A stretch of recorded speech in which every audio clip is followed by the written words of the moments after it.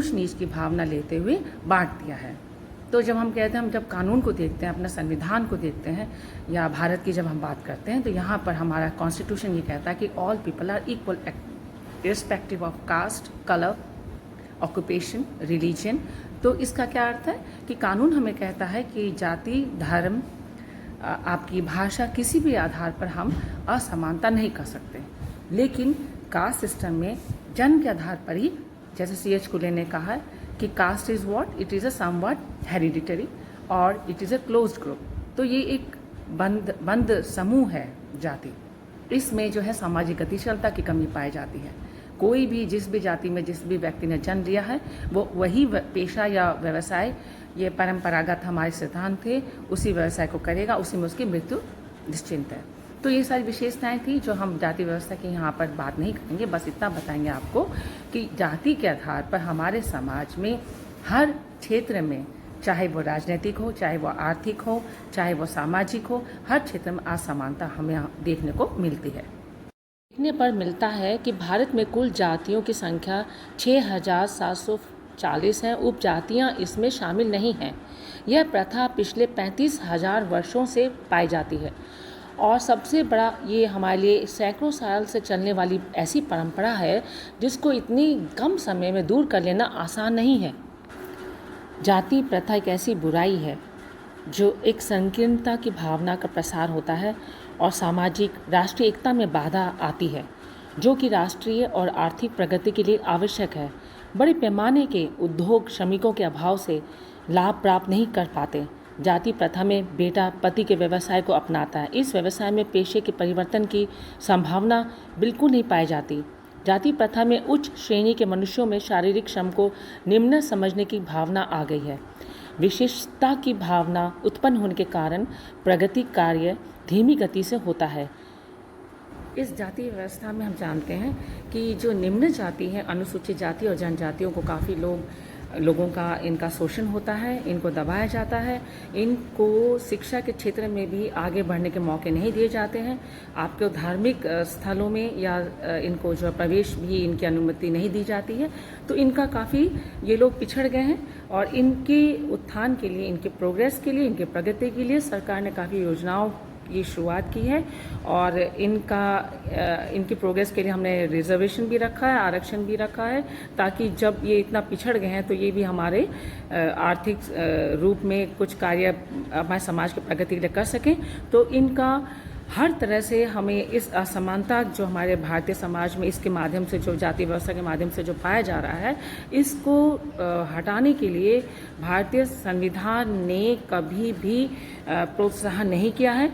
तो ये हमारी सोच के ऊपर है। जो बुद्धिजीवी है, हमारे जो इंटेलेक्चुअल्स हैं हमारे भारतीय समाज के, चाहे वो कोई भी जाति के हो, चाहे वो ब्राह्मण जाति के हो, चाहे वो क्षत्रिय जाति के हो, चाहे वैश्य जाति के हो, उनको ये समझना होगा कि एक वर्ग हमारे समाज का यदि पिछड़ा हुआ रह गया तो वो हमारे समाज की प्रगति में आगे आने में, हमारे भारत की छवि को उभारने में मददगार हो सकता है यदि हम उनकी जो उनके साथ जो हुआ था वो ना हो और इस असमानता को हम जाति के आधार पर जो हमारे समाज में भरसक होता रहा है उसको हम रोकें और जितना ज़्यादा हो सके वर्ग व्यवस्था को हम थोड़ा सा प्रोत्साहन करें, क्योंकि एक ऐसी सिस्टम है हमारे समाज में जो हमारे गुणों को या हमारे शिक्षा को या हमारी योग्यता को महत्व देते हुए हमें समाज में एक ऊंचा स्थान प्राप्त करने में मददगार है।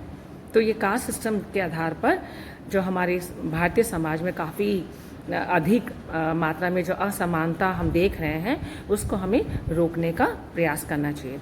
अब यहाँ पर मैं अपना दूसरा टॉपिक है, इसी से अटैच है, लैंगिक के आधार पर असमानता या यूँ कह सकते हैं inequality on the basis of sex. तो यहाँ पर मैं आपको ये बताना चाहती हूँ कि जो हमारा सेक्स के आधार पर या लैंगिक के आधार पर असमानता खासतौर पर स्त्रियों पर या महिलाओं के ऊपर बहुत अधिक भेदभाव के ऊपर ही इसका अर्थ है कि महिलाओं के ऊपर कितना अधिक भेदभाव हो रहा है, या यूँ कह सकते हैं कि इन्फीरियरिटी का सामना करना पड़ता है महिलाओं को, कि उनका जो है हमारे भारतीय समाज में पितृवंशीय परिवार के वजह से या पैट्रियार्कल टाइप ऑफ सोसाइटी की वजह से उनका हमारे भारतीय समाज में पुरुषों के तुलना में उनका स्टेटस थोड़ा सा बिलो है। तो अब यदि ट्राइबल सोसाइटी में जाते हैं तो वहाँ पर इनका स्त्रियों की जो दशा है पुरुषों की तुलना में ऊंची है, बिकॉज वहाँ पर हम मातृवंशीय परिवार पाया जाता है, वहाँ पर मातृ के नाम से परिवार का वंश चलता है और इसी तरह से बेटों को भी काफ़ी महत्व दिया जाता है। तो वहाँ पर हमें जो उत्तरी भारत जो समतल एरियाज़ हैं जहाँ पर हमारा पेट्रियार्कल टाइप ऑफ फैमिली पाया जाता है, वहाँ पर तो क्योंकि आप देखिए वंश तो नाम चलेगा ही पुरुषों से, और संपत्ति भी जो एक्चुअली मनुस्मृति में भी कहा गया है कि एक महिला को पहले अपने पिता के संरक्षण में रहना है, फिर पति के संरक्षण में, फिर बेटे के संरक्षण में। तो मेरा कहने का मतलब है कि हमेशा प्रोटेक्शन या संरक्षण हमें महिलाओं को ही चाहिए।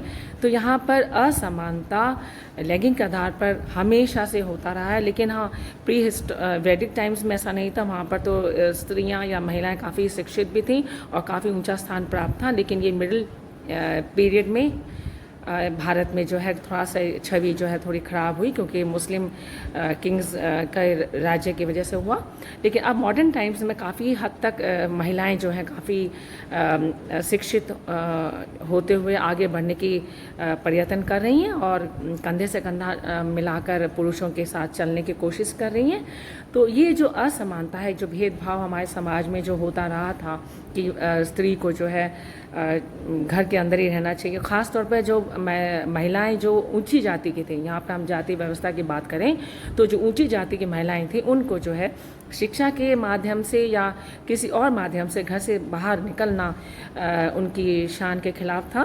जो उनके स्टेटस सिंबल पे आता है कि यदि महिलाएं यदि घर के अंदर हैं, यदि वो शिक्षा के लिए बाहर नहीं जा रही हैं या वो एम्प्लॉयमेंट के लिए या रोजगार के लिए बाहर नहीं जा रही हैं, तो उनका जो है काफ़ी ऊंचा स्थान समाज में उनको मिलता था। तो ये एक ख़ास बात थी असमानता का महिलाओं के ऊपर ऊंची जाति के लोगों में। और इसी तरह से निम्न जाति के लोग, मिडिल क्लास फैमिली, मिडिल जाति के लोगों में तो कुछ खास प्रॉब्लम नहीं थी। वो एक middle class always they are stable, they always bring stability in the society. लेकिन जो निम्न जाति के, जो अनुसूचित जाति के जो महिलाएं थी, उनको तो खैर घर के काम के लिए बाहर निकलना पड़ता था क्योंकि उनकी आर्थिक दशा इतनी अच्छी नहीं थी। तो जजमानी प्रथा में अक्सर हम लोग गाँव में देखने को मिलता है कि जो महिलाएँ हैं वो घर घर जाके काम करती हैं और उसके बदले में उनको जो है अनाज दिया जाता था। ये जजमानी प्रथा जो अभी इसका एबॉलिशमेंट हो चुका है। तो महिलाओं को भी अनुसूचित जाति में या निम्न जाति में उनका स्तर काफ़ी निम्न था, उनको दबाया जाता था, उनका शोषण किया जाता था। लेकिन जब से हमारे नगरों का विकास हुआ, महिलाएं जो है काफ़ी वहाँ से उन्होंने प्लान करके गॉट ट्रांसफ़र टू सिटीज़ और यहाँ पर आकर उन्होंने एजुकेशन पाए और रोज़गार पाया। और आज जो है इस असमानता को की जो खाई थी पुरुष और स्त्री के बीच में काफ़ी कम हो गई है।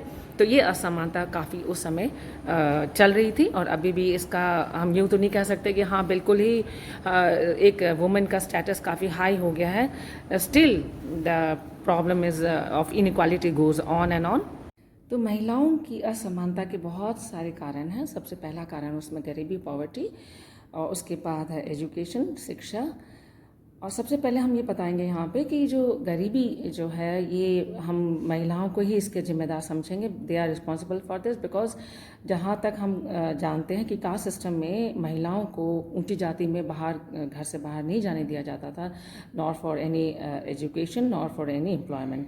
सो सबसे इम्पॉर्टेंट रीज़न और फैक्टर यही है कि आज जो है महिलाओं की स्थिति के जिम्मेदार खुद है हम, क्योंकि यदि हम जानते हैं कि गरीबी को हटाना है तो हमें आगे बढ़ना होगा, हमें एजुकेशन लेनी होगी, हमें रोज़गार लेना होगा, हमें इंडिपेंडेंट होना होगा, ताकि हम अपने इंडिपेंडेंट होने के लिए हमें डिसीजन खुद अपने लेने होंगे।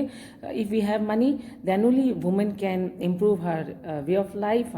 उसकी जो अपनी रहन सहन का जो तरीका है, खान पान का जो उसका जो तरीका है, वो सब उसमें इम्प्रूवमेंट या चेंज तभी कर पाएगी जब उसके पास कोई ना कोई आमदनी का साधन होगा। तो ये गरीबी जो है एक मुख्य कारण था, है और रहेगा। यदि महिलाएं चाहती है इस असमानता को हटाने के लिए तो उनको जो है सबसे पहले अपनी इस गरीबी का उन्मूलन करने का, एबॉलिश करने का ही सोचना होगा। वो तब हो पाएगा जब महिलाएं जागरूक होंगी कि हमें जो है कोई ना कोई आगे बढ़कर इकोनॉमिक सेक्टर में जाकर अपने आमदनी करनी है, ताकि हम अपना हेल्थ को, अपनी डाइट को इम्प्रूव करके समाज में अपना योगदान दे सके। तो this is very important, poverty या गरीबी, जिसकी महिलाओं को अपने इस गरीबी से ऊपर उठकर ही वो अपना प्रोग्रेस कर सकती हैं। तो दूसरा मुख्य कारण था असमानता का, लैंगिक असमानता, जिसमें महिलाओं को ही शोषण होता रहा था। उसमें है कि शिक्षा, और शिक्षा की कमी तो ज़रूर थी, बिकॉज जो हाई कास्ट लोग थे वो अपने महिलाओं को घर से बाहर जाने की बल्कि अपने शान के खिलाफ समझते थे। तो एजुकेशन के में पिछड़ापन तो महिलाओं को हाई कास्ट ग्रुप में तो था ही, और इसमें निम्न जाति की जो महिलाएं थी वो फिर भी घर से बाहर निकलती थी। उनको फिर भी एक एजुकेशन ना होते हुए भी बाहर के पर्यावरण से या बाहर के एनवायरनमेंट से वो जागरूक थी, वो अटैच थी, उनको नॉलेज था, तो वो अपना इम्प्रूवमेंट कर पाई या वो आरक्षण का उसमें अपने आप को उस अपॉर्चुनिटी का फ़ायदा ले सकती हैं और आगे लेती रहेंगी।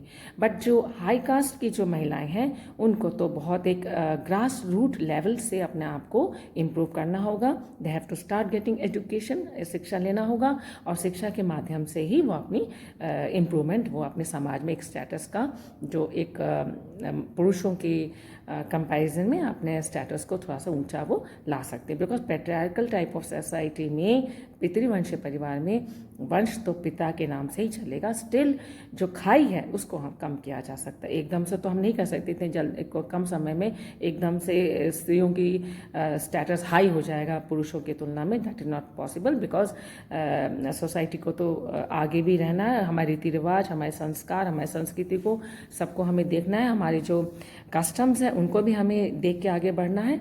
तो यहाँ पर एक असमानता का जो कारण था महिलाओं की असमानता के लिए गरीबी है, शिक्षा है, और बाहर की दुनिया से, या बाहर यूँ कह सकते हैं हम, जो है एक जनरल नॉलेज या संविधान का भी हमें महिलाओं को ज्ञान अपने में वृद्धि करनी होगी।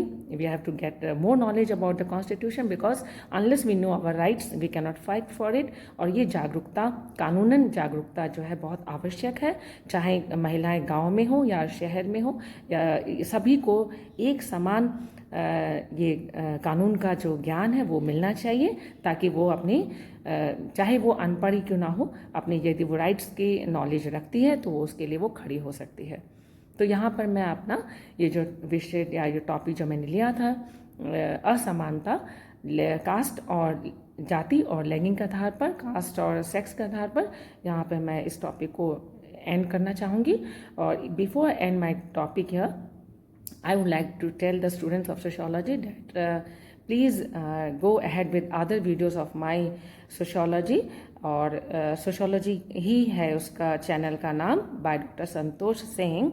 So please get through them. If you have any doubt or any topic you want, you can write in my comment box so that I can go ahead with those topics. So thank you for watching my video.